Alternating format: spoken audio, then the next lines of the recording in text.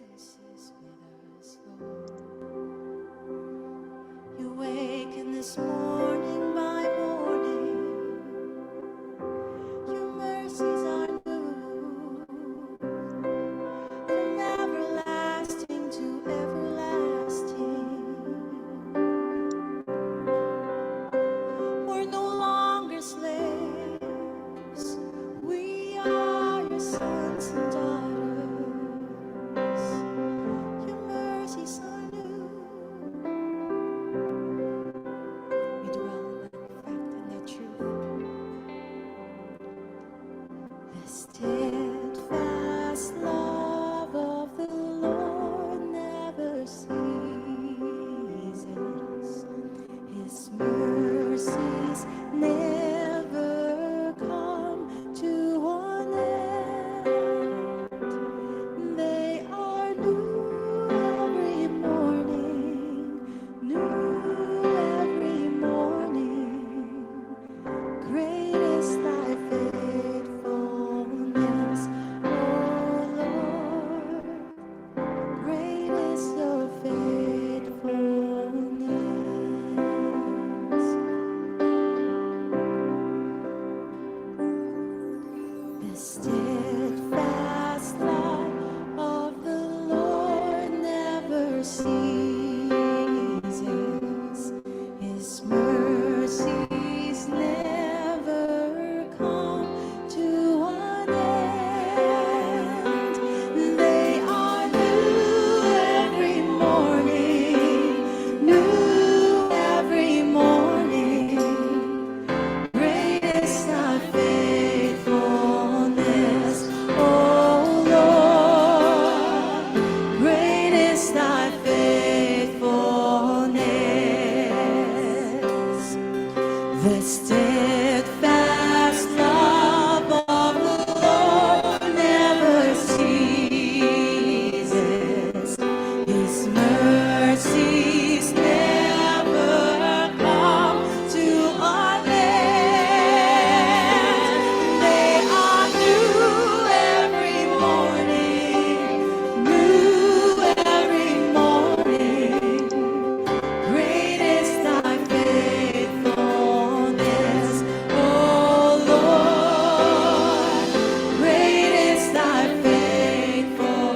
They are new every morning, 'cause they are new every morning, new every morning. Great is thy faithfulness, O Lord. Great is your faithfulness. Great is your faithfulness.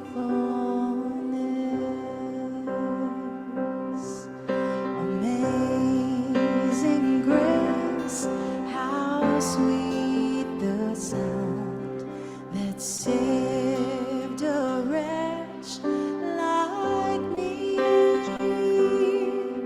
I once was lost, but now I'm found. Was blind, but now I see. Amazing grace, amazing grace, how sweet the sound that saved a wretch like me. I once was lost, but now I'm found. Was blind, but now I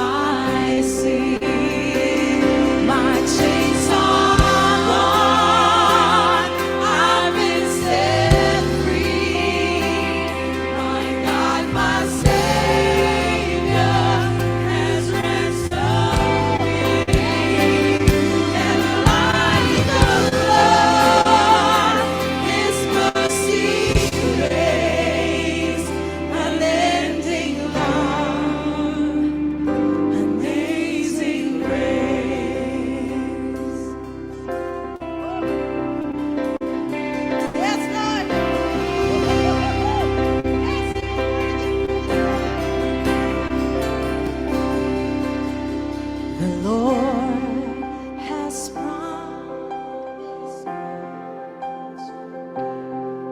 His my hope. You are my shield.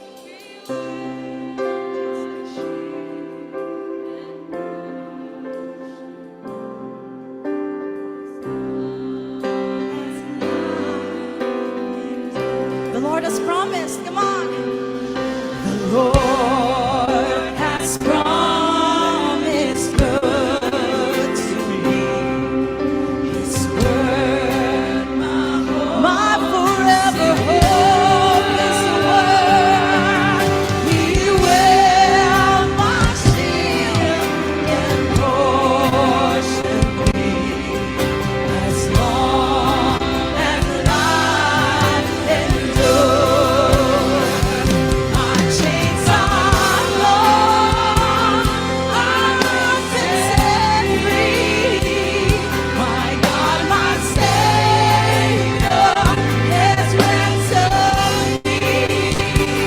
And like the Lord, His mercy waits, unending love, amazing grace. My chains are gone, I've been set free. My God, my Savior, has ransomed me. And like the blood, His mercy reigns, unending love, amazing grace. And like the Lord, His mercy reigns, unending love, amazing grace.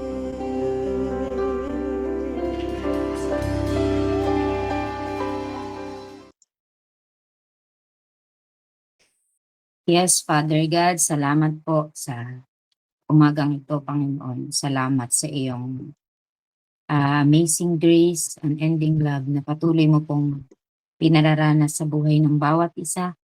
Salamat, Panginoon, na ngayong araw na ito, O Diyos, naniniwala ako, may gagawin ka, Panginoon. May gagawin ka something new, something great, O God, sa bawat isa sa amin. Sa iyong ituturo, sa iyong ipapahayag, Panginoon, naniniwala kami na may dakilang bagay ka na ipaparanas sa buhay ng bawat isa.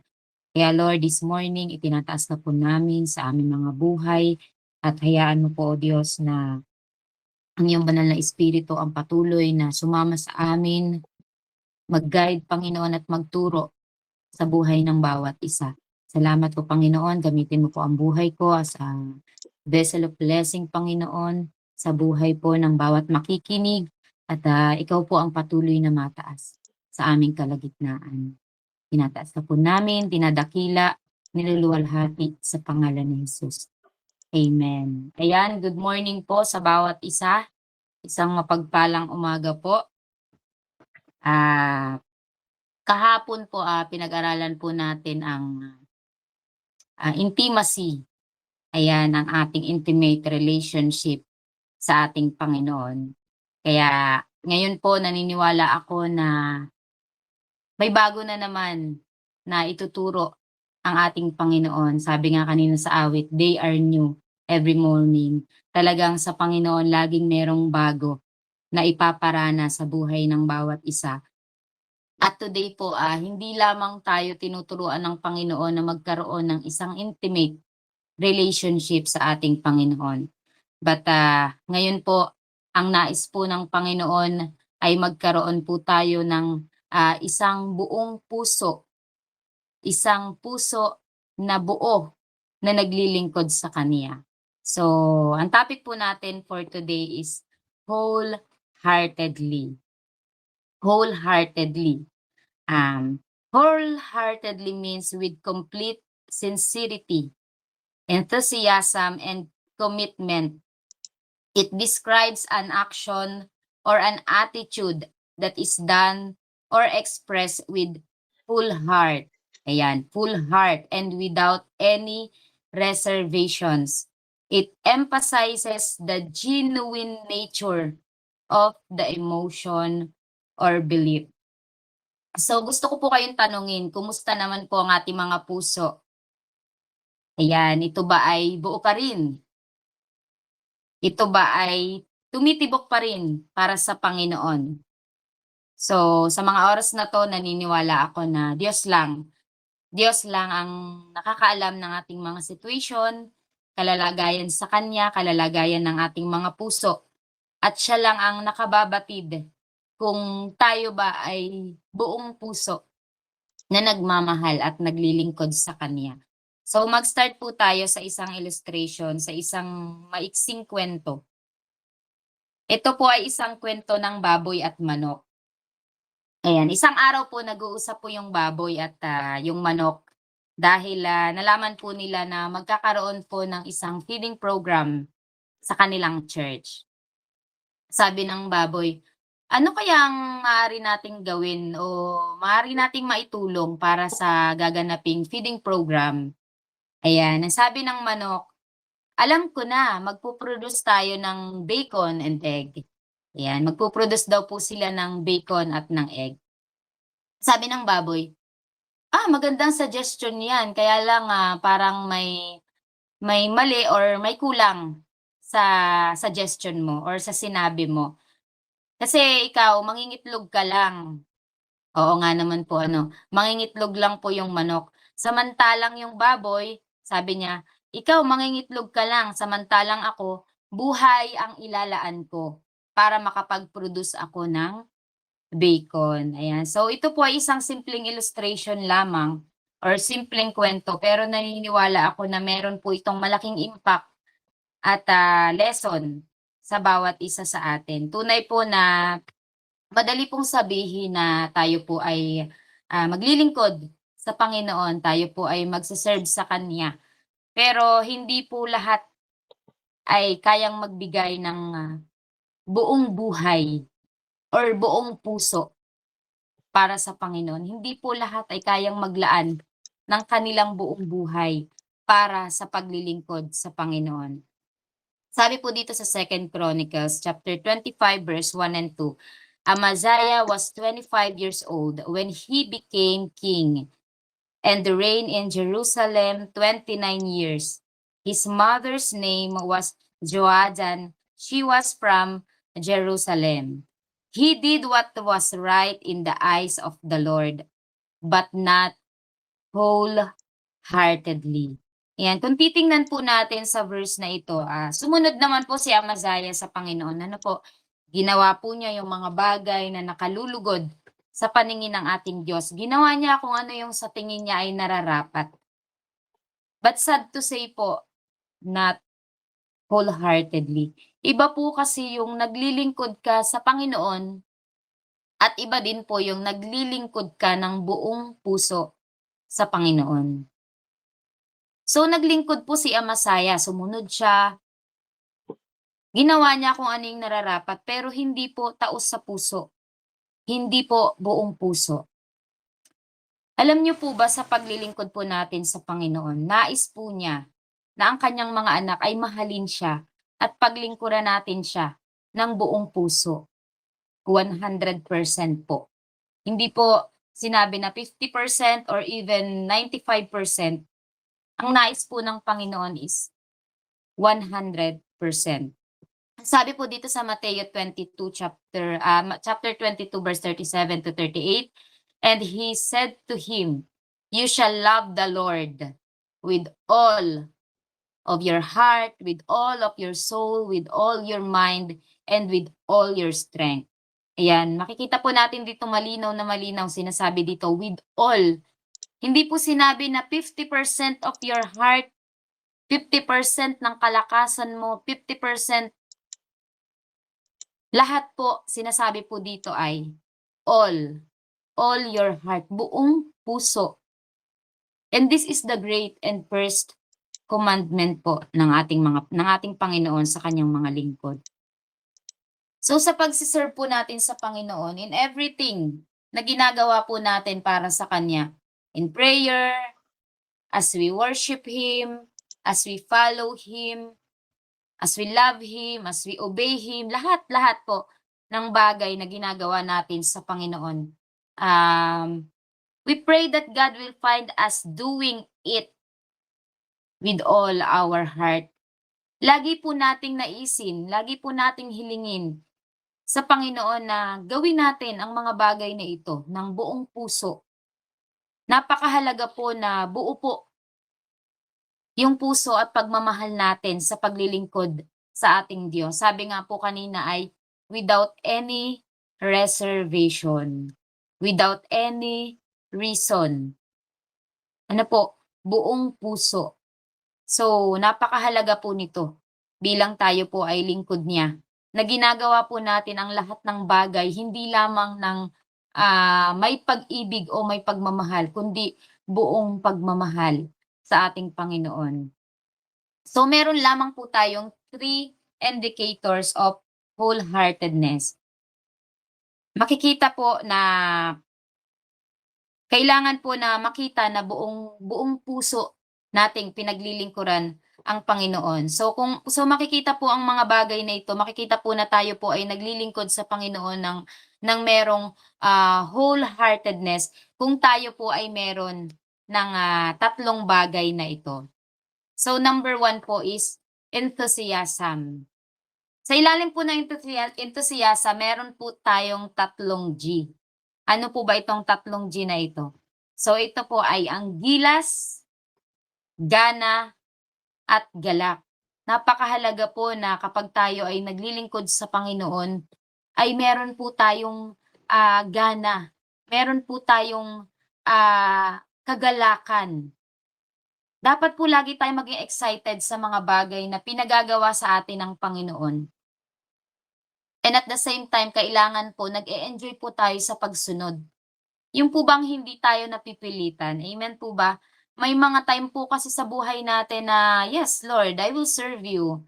Yes Lord, I will obey you. Pero may mga time po sa buhay natin na parang meron na tayong pagsunod pero may mga murmuring. Ano po, may mga time po na, Lord, ako na naman, Lord, bakit lagi na lang ako, Lord, ganito, ganyan. So, kailangan daw po kapag makikita po na meron po tayong buong pusong paglilingkod sa Panginoon kung tayo po ay enthusiastic disciple. Ayan, kung tayo po'y laging merong gana, meron tayong kagalakan sa ating mga buhay. Naalala ko si Maymay, yung lola po namin dito, kapag pagdating po talaga sa paghayo kahit siya po ay medyo may edad na parang ano na po siya, 70, basta 70 plus na po siya. Talagang kahit mga kabataan po yung kasama niya, sinabi talaga na, "Maymay, meron po tayong Bible study sa ganito, kahit po saang bayan, pupunta kami ng Makalelon, pupunta kami ng General Luna, sakay lang po kami ng tricycle." Kahit po talagang yung balakang niya ay medyo ako nga po nananakit na yung balakang ko sa tricycle pagka medyo malayo na po yung kasi ang biyahe po mula dito hanggang Makalelon is almost 2 hours po, higit pa minsan. At nakikita ko po talaga sa buhay ni Maymay yung kanyang, yung kanyang kaganahan, yung kanyang kagalakan kapag siya po ay nasa paghayo at, andun po yung paggamit ng Panginoon sa buhay niya. At minsan na hindi na po siya pinapayagan ni pastor kasi nga may mga time na talagang, siyempre kailangan magpahinga, kailangang, "Maymay, wag ka na muna kasi ganito, ganyan." Siyempre po ano, pinoproteksyonan din po natin yung kanyang health. Pero talagang ay, hindi pastor. Talagang minsan po may katigasan din po ng ulo yan si Maymay, kahit may nararamdaman. Pero yung katigasan naman ng ulo niya ay, maganda po ang rason dahil sabi nga niya ay, "Ako ay nakakahayo pa, ako ay malakas pa. Saka na lang ako titigil dito at mananalangin para sa inyo kapag hindi ko na kayang humayo." So, napakaganda pong, inspirasyon para po sa aming mga kabataan na sa gano'ng edad niya ay hindi po rason. Sabi nga, lagi nga niya sinasabi, ang edad number lang 'yan, pero sa paglilingkod sa Panginoon walang matanda, walang bata. talagang lahat tayo kailangan ay merong gana, merong kagalakan na naglilingkod sa Panginoon. So sabi po dito sa Romans 12:11 to 12, be enthusiastic to serve the Lord, keeping your passion toward Him boiling hot. Radiate with the glow of the Holy Spirit and let Him fill you with excitement as you serve Him. Let this hope burst forth within you, releasing a continual joy. Sabi po dito, don't give up in a time of trouble, but commune God at all times. Ang sabi po, buong puso po tayong magalak sa paglilingkod sa Panginoon. Sa kahit anumang sitwasyon, sa kahit anumang oras, kahit pandemya, kahit wala kang pamasahe, go, okey lang. Ang sarap po kayang sabihin na ang sarap po sa pandinig ng Panginoon na, ah, inuutusan tayo ng Panginoon na, "Anak, pumunta ka sa ganitong lugar," but wala ka kahit ano sa mga time na yun, pero sasabihin mo sa Panginoon, "Lord, gladly I will serve you. Kahit wala akong pamasahe, mayroon akong 2 paa para maglakad at para maglingkod sa'yo." Ano po, sabi po dito, Colossians 3:23, "Work everything you do with all your heart." Gawin po natin ito na parang sa Panginoon po tayo naglilingkod, hindi po sa tao, ano. Kasi karamihan po ng Kristiyano ngayon kaya po mabilis po silang mapagod, mabilis po silang ma-discourage kasi po ginagawa po nila yung bagay na yun na akala nila naglilingkod po sila ay sa kanilang mga pastor. Akala po nila nakikinabang po ang church sa paglilingkod sa kanila. Pero hindi po nila alam na ang lahat po ng bagay na ginagawa natin ay bunga po ng pagmamahal natin sa Panginoon. At yun po yung minsan ay maling pananaw ng mga Kristiyano na akala po nila is, "Ah, bigay ako ng bigay, pinapam-budget lang naman ng mga pastor, pinambibili lang ng mga ganito, ganyan." Ano po, nakakalungkot po na mga salitain ng mga Kristiyano, ano po. So, gawin po natin na tayo po ay naglilingkod sa Panginoon, hindi po sa tao. Kasi talagang 'pag naglingkod ka sa tao, mabilis ka pong mag-expired, mabilis ka pong mapagod, mabilis ka pong mag-retired, at hindi po talaga tayo magtatagal sa paglilingkod sa Panginoon. Pero kung tayo po ay sa Lord naglilingkod, talagang sabi nga, ito po lagi din sinasabi ni Maymay, mamatay sa mabuhay. Yan, tayo po ba lahat ng naririto mamatay sa mabuhay, handa po ba tayo? Handa po ba tayong maglingkod sa Panginoon? Siguro yung iba, bukas na ako sasagot, Amen. mag-iisip pa ako, um, medyo ano pa naman, bata-bata pa ako saka na ako sasagot, pagka medyo andun na ako, uugod-ugod na ako, ano po, nakakalungkot po. Ito po ay ano din na tinuturo din sa'kin ng Panginoon kasi talagang, may mga times po na minsan siyempre bilang nanay, bilang tayo po ay maraming mga obligasyon, sabi nga talagang pagdating sa Panginoon wala talaga tayong puwedeng gawing rason. Ano po, 1 Corinthians 15:58, "Be strong and immovable. Work enthusiastically for the Lord." Alam naman po natin na hindi po mawawala ng saysay ang ating mga pagpapagal. Ayan, lahat po ng ating mga pagtitiis, lahat po ng ito, meron po itong reward sa ating Panginoon. Lagi po tayong maging ganado sa pagsunod sa kalooban ng Diyos sa ating mga buhay. Huwag po tayong maging ganado lang sa pag-attend o sa pakikipag-fellowship dahil andyan si ay, andiyan yung ano, ang ganda-ganda niya. Ay, ang pogi niyang maggitara, a-attend ako ngayon. 'Yan, lalo na po sa mga kabataan. Huwag po tayong maging ganado lang dahil meron po tayong gustong i-prove sa ating mga sarili. Meron po tayong gustong patunayan na, kaya ko 'tong gawin. Maglilingkod ako para makita nila na ako ay ganito, ako ay ganyan. Ay, ako ay matalino ako nung ako ay nag-aaral pa. Kailangan ako ay maglingkod sa Panginoon. Kailangan makita nila na kaya ko ding mangaral. Pero hindi naman po, buo yung kanilang puso. Nandito lang yung pagtuturo nila hanggang dito lang. pero yung dito sa puso nila wala. Maging ganado po tayo sa Panginoon kahit nag-iisa na tayo. Kahit hindi tayo masaya o wala tayo sa comfort zone natin. Kasi ako po nung kasama ko yung asawa ko, naglilingkod ako sa Panginoon, hala umattend lang ako. Ah, kasi nga yung sinampaan kong pamilya naglilingkod sa Panginoon, wala parang pa-join-join lang ako. Attend ako after ng worship, uwi na ako sa bahay, mag-aalaga ako ng bata. Gano'n lang po. Pero alam niyo po malaking bagay na inalis ng Panginoon yung asawa ko dito sa Pilipinas. Pinalayas niya dito sa Pilipinas.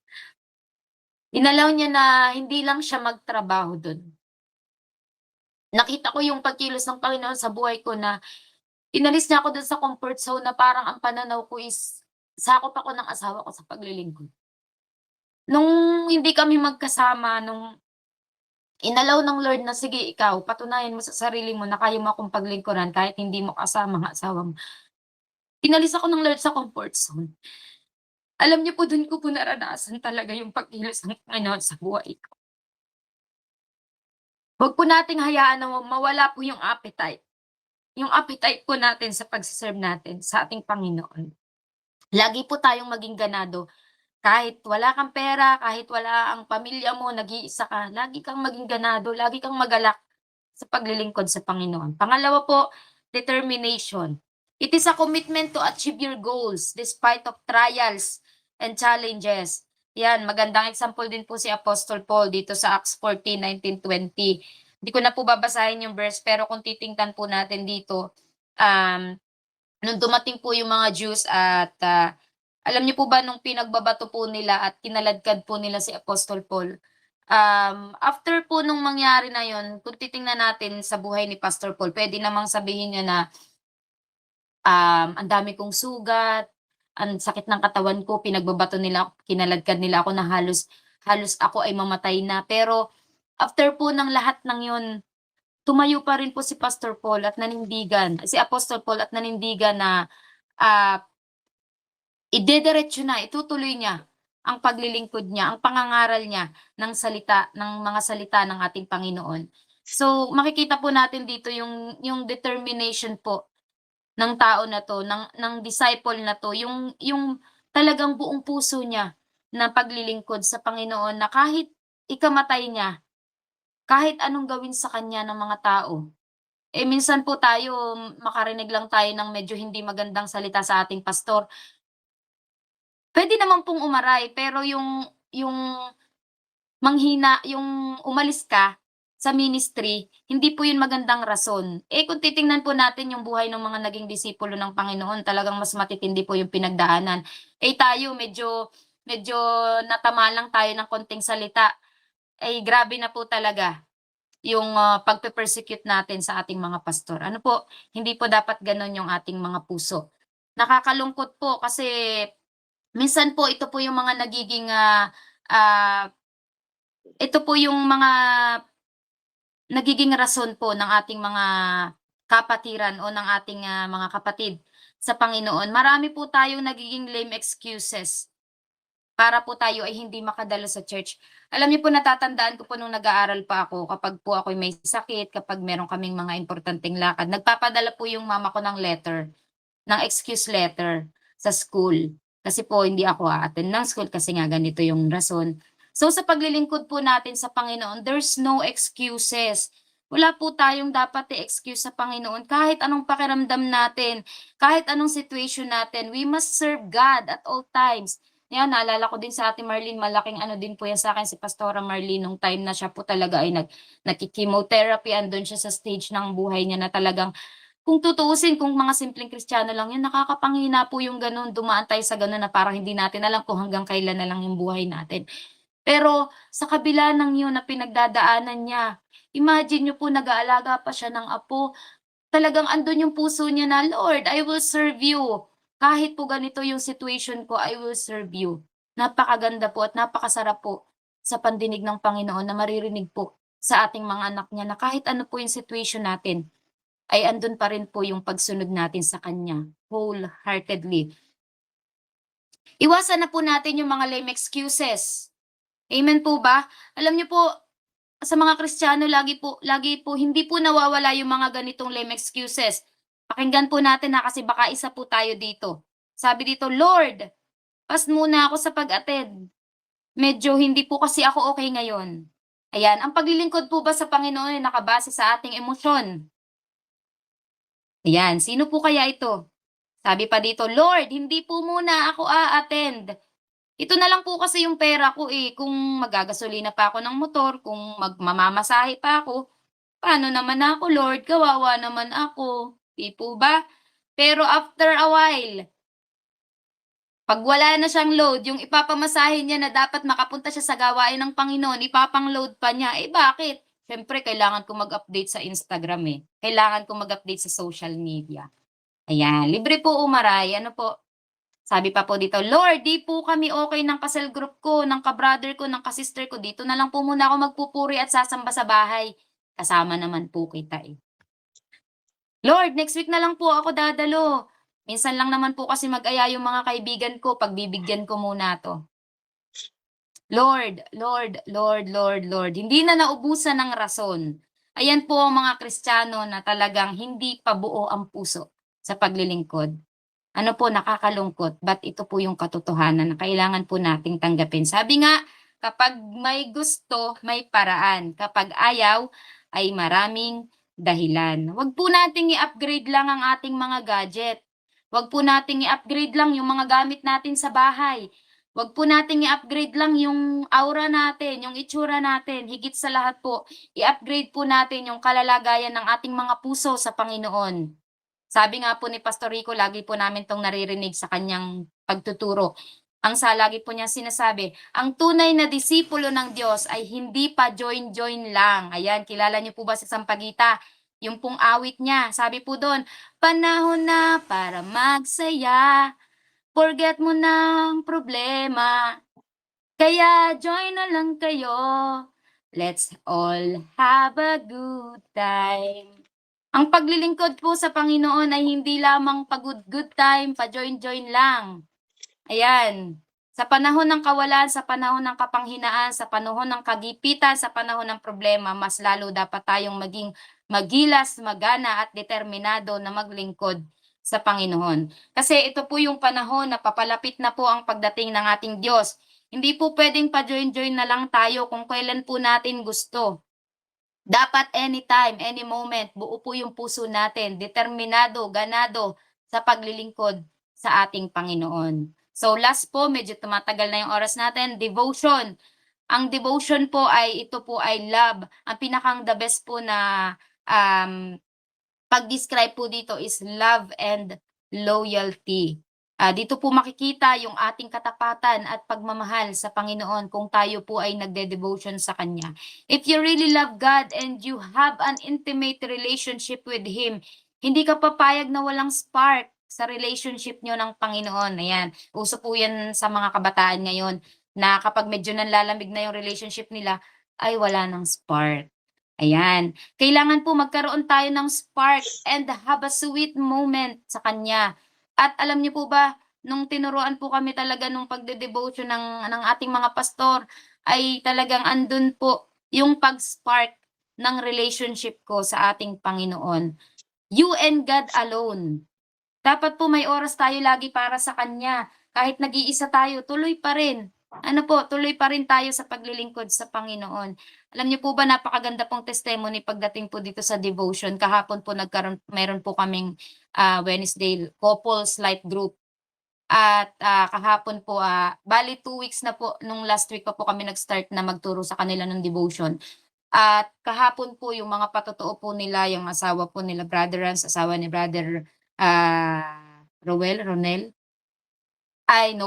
ay talaga pong ang laki daw po ng pinagbago sa kanila, parang naging smooth yung relationship nilang mag-asawa, andun yung kagaanan, andun yung mga pagbabago talaga na kung ano yung mga nakikita nilang character sa Panginoon ay parang nagma-manifest sa buhay nila. Kaya napakaganda po talaga ng meron po tayong personal na devotion sa Panginoon. Ito po yung pagpapahayag natin ng pagmamahal at katapatan. Ito din po yung matinding kalakasan po natin, paggising pa lang natin sa umaga na ang Panginoon po talagang ang ating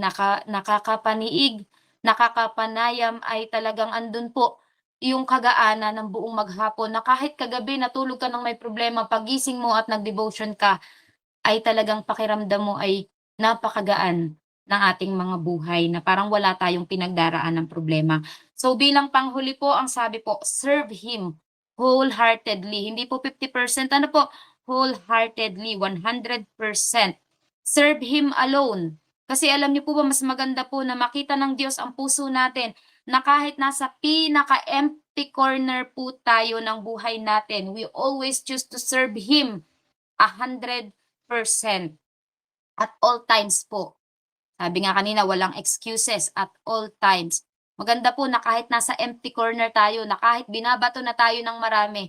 Kasi ang ngayon po nasa stage po kami ng dahil nga po talagang andun na yung pagsusumigasig ng ating pastor na talagang tayo ay maging isang tunay na disipulo ng Panginoon.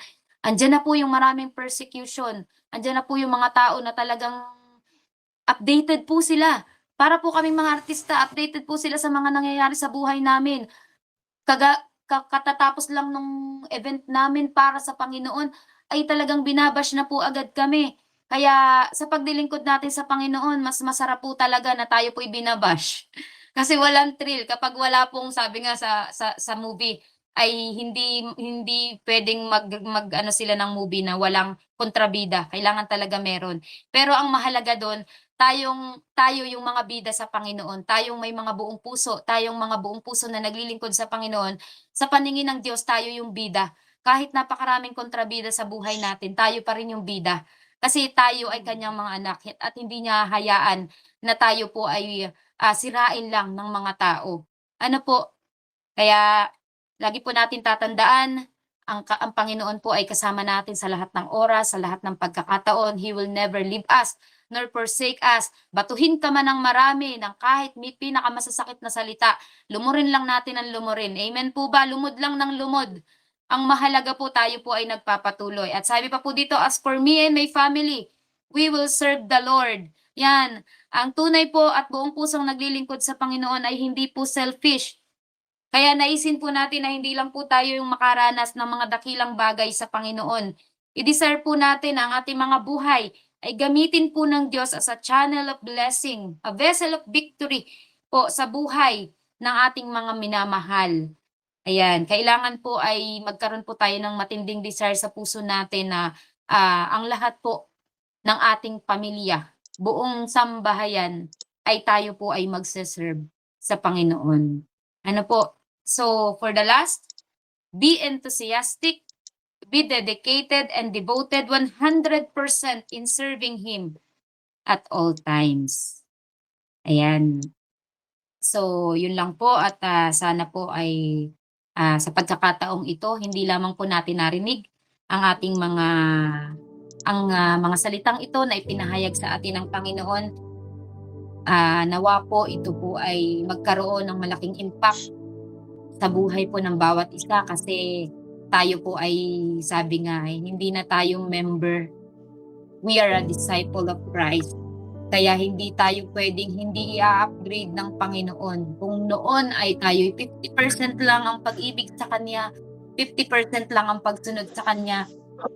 At this time, at this moment, tinuturuan tayo ng Panginoon na ibigay natin yung buo. Yung buo para sa Kanya. Sige po, tayo po ay manalangin. Hallelujah, dakilang Diyos. Marami pong salamat sa iyong mga salita. Thank you for your reminders, Panginoon. Powerful reminders, Lord. Sa buhay ng bawat isa na kami po ay maglingkod sa iyo. Magmahal sa iyo 100% po ng aming mga buhay. Panginoon, mahirap. Hindi po madali. But Lord, alam po namin na sa pagsunod po namin sa iyo, Lord, wala po kaming hindi kayang gawin. Kaya sa pagkakataong ito, Panginoon, Simulan mo, Panginoon, sa buhay ng bawat isa. Kumilos ka, O Diyos. Hayaan mo po na ang bawat isang naririto ay maglingkod sa iyo ng buong puso. Maglingkod sa iyo ng walang reservation. Maglingkod sa iyo ng walang kahit anumang rason. Maglingkod sa iyo ng walang hinihinging kapalit. Maglingkod sa iyo ng buong buhay, buong kaluluwa, buong pag-iisip, buong kalakasan, Panginoon. Sapagkat deserve mo, Lord, sa lahat ng pinagdaanan mo, sa lahat ng itinakripisyo mo, Lord, you deserve 100% of our life. Hindi mo deserve, Panginoon, yung gawin ka lang po namin sa nakitbutas. Gawin ka lang naming dahilan sa mga bagay na mas hinahangad ng aming mga puso. Lord, turuan mo po ang bawat isa. Bigyan mo po kami ng isang puso na ang hangarin, Panginoon, ay paglingkuran ka ng buo. Maibigay sa iyo ang aming buhay ng buo. Bigyan mo kami ng isang puso, Panginoon, na laging ganado, laging may kagalakan sa pagsunod sa iyo. Maging determinado po kami, Panginoon, sa mga goal namin, sa mga plano mo sa buhay namin. Salamat po, Panginoon, na ang iyong mga salita ang aming magiging matibay na pundasyon. Sa kabila po ng mga pambabatikot, sa kabila po ng mga problema, sa kabila po ng lahat ng bagay na pinagdaraanan namin, Lord, there's no excuses, Panginoon. And at this moment, Lord, I declare a pure heart. I declare enthusiastic heart, determinated heart, devoted heart, Panginoon, para sa iyo. Dinideklara ko, Panginoon, ang puso na sa mamatay, sa mabuhay ay susunod sa iyo. Salamat po, O Diyos. Patawarin mo kami kung kahapon, kanina, ay hindi po buo yung pag-ibig namin sa iyo. Patawarin mo kami, Panginoon, kung sa ilang taon na paglilingkod namin sa iyo ay hindi po pala sapat, yung kami ay naglilingkod lang. Patawarin mo kami, Panginoon, kung naging kampante kami, kung naging joiners lang kami, Panginoon. Patawarin mo kami, Panginoon. At ngayon, alam ko po na kumilos ka sa buhay ng bawat isa. At naniniwala ako na sa pamamagitan ng iyong mga salita, Lord, ang bawat isa sa amin, Panginoon, ay magbibigay ng buong puso sa iyo, buong pusong paglilingkod sa harapan mo, Panginoon. Hindi lang kapag kami ay sama-sama, hindi lang kapag kami ay nasa simbahan, hindi lang kapag maganda yung situation namin, hindi lang kapag kami ay maraming pera, maraming pagpapala. But Lord, we will serve you at all times, at all situations, Panginoon, ng buhay namin. Marami pong salamat, O Diyos, na kami po ay tinuturuan mo at patuloy na binabago at patuloy na ina-upgrade, Panginoon. Nile-level up mo kami, Panginoon, sa aming paglilingkod sa iyo. Sapagkat deserve mo, O Diyos, ang lahat-lahat ng pinaka-the best sa aming mga buhay. Kaya, O Diyos, salamat po, Panginoon, sa iyong mga salita. Salamat po, O Diyos. Patuloy ka po naming itinataas at dinadakila sa aming mga buhay. We thank you, Lord. We praise you. We honor you. And we glorify your name. Tayo lamang po ang pinakataas na papuri sa tanging pangalan ni Jesus. Amen. Amen. Amen. Yes, Lord. Father God, maraming salamat po sa inyong presensya, Panginoon. Maraming salamat sa inyong salita. Tunay po na Ito'y nagbibigay sa amin ng buhay. Nagbibigay ng buhay sa aming mga patay na espiritual, nanghihinang espiritual. Kaya Panginoon, salamat dahil tinuturuan niyo po kami. Salamat dahil hindi lang pala basta kami maglilingkod. Kailangan, Lord, buong puso. Dahil nakatingin ka po sa aming mga puso. Salamat sa inyong salita sa oras na ito sapagkat hindi namin alam. Hindi ko alam, Lord, kung ano po yung kalagayan ng puso ng bawat isa. Pero Lord, alam ko po, Panginoon, na ito po ay para sa amin dahil dumarating yung times na nanghihina po kami. Dumarating yung times na emotional po kami. Dumarating yung times na minsan salas kami, sa sarili lang po namin kami nananahan. But thank God for your word. Salamat po sa ginamit niyo po sa oras na ito, Panginoon. Na Lord, ikaw nga po, Panginoon, ibinigay niyo po yung paglilingkod niyo, Panginoong Jesus, para mailigtas po kami. Kaya Lord, talagang hindi niyo po deserve yung tira-tira. Hindi niyo po deserve yung may portion lang na time. Dapat, Lord, buo. Dapat buong gilas, buong gana, buong galak na paglilingkod sa inyo. At kami po ay humihingi ng kapatawaran, Panginoon. In behalf po ng lahat na nandirito, Lord, patawarin niyo po kami. At salamat po sa word niyo po, Panginoon, na binigay niyo po sa amin. Patuloy niyo po kaming ingatan, patuloy niyo po kaming palakasin sa paglilingkod po, Panginoon. Kaya sa oras po na to, binabalik po namin sa inyo lahat ng papuri, lahat ng pagsamba. Samahan niyo po ang bawat isa, lalo na po sa mga ministry, na maibalik po yung gana, galak, tsaka yung determination po sa paglilingkod po sa namin sa inyo, Panginoon. Lord, maraming salamat sa word niyo today. In Jesus' name we pray. Amen. Yes, Lord, salamat po, Lord, sa umagang ito, Lord. Patuloy po kami na lumalapit sa iyo, Lord God, na may nagpapakumbaba ang puso, Lord God. Lord, salamat, Lord, sa reminder na namin sa amin, Lord, na yung salita, Lord God. Salamat, Lord God, tulungan mo po kami na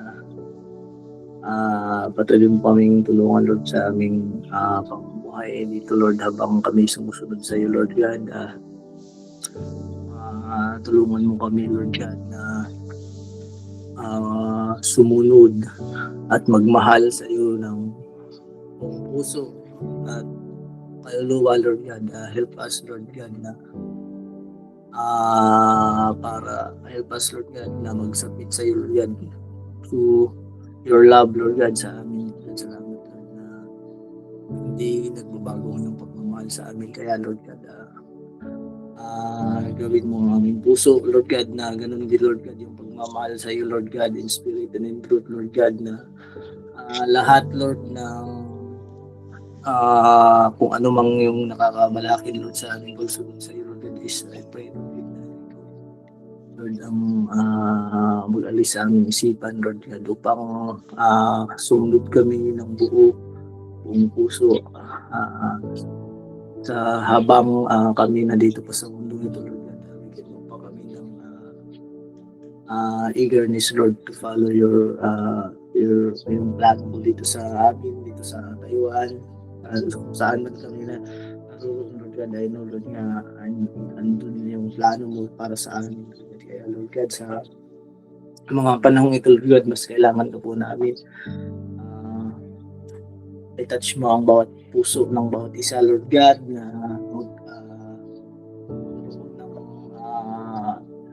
intimacy, yung relationship namin sa iyo, Lord God, upang mas madali sa amin, Lord, na sumunod sa iyo, Lord God, pag yung aming relasyon sa iyo ay genuine, Lord God. Kaya, Lord God, sa mga ito, Lord God, ini-entrust lang po namin ang aming mga puso, ang aming buhay, Lord, para dyan lang naman sa iyo, Lord God. Binabalik po namin ang lahat ng papuri. Salamat. In Jesus' name I pray. Amen. Yes, Lord. Sa ilang Lord ng papuri, o dakila, Lord, sa umaga ito, Panginoon. Muli, Panginoon, kami po, Lord, ay lumalapit, Lord, sa panalangin, Panginoon, sa inyo. lahat ng aming mga nais, Lord, na idulog at ilapit sa iyo, Panginoon. Una-una, Panginoon, salamat po sa inyong salita. Sapagkat tunay, Panginoon, na tinuturuan niyo kami, Lord, na paano talaga, Lord, maglingkod sa inyo. Ang buong puso, buong buhay, buong lakas, buong pag-iisip, Panginoon. Kaya, Lord, sa umagang ito, bawat isa po sa akin, Panginoon, ay nagpapakumbaba sa inyong harapan. Kami po, Lord, itulungan niyo, Lord, na maglingkod sa inyo, Panginoon, na may kagalakan, Panginoon, na may willingness, Panginoon, na hindi namin ito ginagawa dahil lang sa kami po, Lord, ay naobliga, dahil kami, Lord, ay nasa iba't ibang part, Lord, ng aming ministry, Panginoon. But, Lord, we do this, Panginoon, una-una, Lord, talaga, at walang iba kundi para sa inyo, Panginoon. Hindi dahil sa kami po, Lord, ay nasa isang church, nasa isang ministry, nasa isang lugar, kung nasaan kaming community, Lord. Hindi dahil sa mga gantong bagay, Panginoon, kundi dahil kay Lord yung pinaglilingkuran namin, Panginoon. Tulad din, Lord, sa inyong salita, Panginoon, na kung paano kami, Lord, maglingkod sa aming mga master dito sa earth, Panginoon. Isipin namin, Panginoon, at ginagawa namin para sa inyo higit. Kaya, Lord, bigyan nyo kami, Lord, ng sigasig, ng kagalakan, ng pagmamahal, higit, Panginoon, na ginagawa namin ito dahil alam namin na kayo ang aming napapasaya. Hindi lang dahil tumitingin kami sa recognition ng tao, acknowledgement ng tao, Lord. Though may times, Panginoon, na may mga ginagawa kami, hindi ito maaaring hindi ito ina-acknowledge ng mga tao. But, Lord, turuan nyo kami, Lord, na mag-focus, Lord, na ang ginagawa namin, Lord, is hindi para sa reward lang dito sa lupa, kundi ito yung reward, Lord, dahil sa langit. Dahil alam namin, Panginoon, na meron kaming isang Diyos, meron kaming isang hari na higit na nagagalak na napaglilingkuran namin. Kaya, Panginoon, salamat. Mulit-muli sa iyo po namin ito itinataas, Lord, sa panalangin. Patuloy po kayo, Lord, na kumilos, magkaroon, Lord, ng patuloy, Lord, na pagtuturo, paggabay sa bawat araw, sa bawat oras, Panginoon. Sa lahat ng mga ginagawa namin, Panginoon, kayo na ba, Panginoon, ang siyang mapurihan at madakila palagi. Salamat sa ngalan ng Panginoong Jesus. Amen. Panginoong Hesus, patuloy po kaming lumalapit sa iyo. Totoo po na wala pong kabuluhan yung buhay namin kung hindi ka po namin kilala. We want to know you more, Panginoon. Katulad po ng isang flashlight po, na kahit pa anong ganda nito, kahit pa anong tibay nito, Lord, kung wala naman pong power to, ay wala rin pong kabuluhan. Katulad po namin, Panginoon. Lord, kung hindi naman po kami magagamit to glorify your name, Panginoon, ay wala rin po kabuluhan. Kaya salamat po, Panginoon, sa word this morning po, Panginoon, na nagpaalala po sa amin na hindi lang po kami basta member, hindi lamang po kami basta music team, hindi lang po kami basta leader. Kami po ay talagang kailangan kumilos, Panginoon. Lord, alam po namin na kami po ay pagod, galing sa trabaho, pagod, sa anumang bagay, pagod, para sa pamilya, pagod. Lord, there's no excuses, Panginoon. Wala pong excuse, Panginoon, para sumunod sa iyo, Panginoon. Kaya, Lord God, salamat po, Panginoon, dahil meron kaming intimately personal relationship sa iyo, Panginoon, na kung saan ito po yung pangahawakan namin. Dahil anuman hong pagod, anuman pong nararanasan namin sa buhay, ay kami po yung nagpapatuloy, Panginoon. Kami po yung nagpapatuloy sumunod sa iyo, Panginoon. Salamat po, Panginoon, dahil kami po ay ina-align mo, Panginoon, sa mga bagay na gusto mong ipagawa sa amin, Panginoon. Ina-align niyo po kami, Panginoon, sa mga bagay na kung saan mo kami gustong idaan, Panginoon. Salamat po, Panginoon, dahil nililid niyo po kami, Lord God, sa mga bagay na ginagawa po namin sa bawat buhay na aming tinatahak, Panginoon. Kaya, Lord God, thank you for wisdom, Panginoon. Salamat po, Panginoon, sa discernment, Panginoon, ng bawat isa na patuloy po, Panginoon, na ginagamit mo, Lord God, to glorify your name, Panginoon. Lord, hindi po talaga excuse, Panginoon, na meron kaming mga iba't ibang mga ginagawa, Panginoon. or kabisihan, Panginoon. Dahil naniniwala ako po, Panginoon, na kapag gusto talaga, Panginoon, ay may paraan. Kaya Lord God, maraming salamat po, Panginoon. Patuloy niyo po kaming samahan, Panginoon, hanggang dulo, Lord God. At naniniwala po ako, Panginoon, na ginagawa namin to, Lord God. As a leader, ginagawa po namin to, Panginoon, ay hindi dahil sa tao, hindi dahil sa aming mga pastor, hindi dahil sa mga nakakakita, kundi ginagawa po namin to, Panginoon, dahil sa iyo, Panginoon. Kaya maraming salamat po, Panginoon. Sa iyo namin binabalikan lahat ng papuri at pasasalamat. Sa pangalan mo, Jesus. Amen. Ama, maraming salamat po, Panginoon, sa salita mo.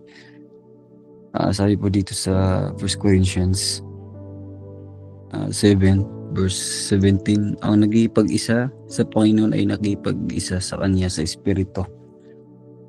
Ama, tulad nga sinabi ni Apostol Paul, Panginoon, tulad na inyong mga disipulo, Lord God, na lahat ng bagay na ito, Panginoon, ay nagagawa nila na mabuong kagalakan gawa ng naranasan po nila ang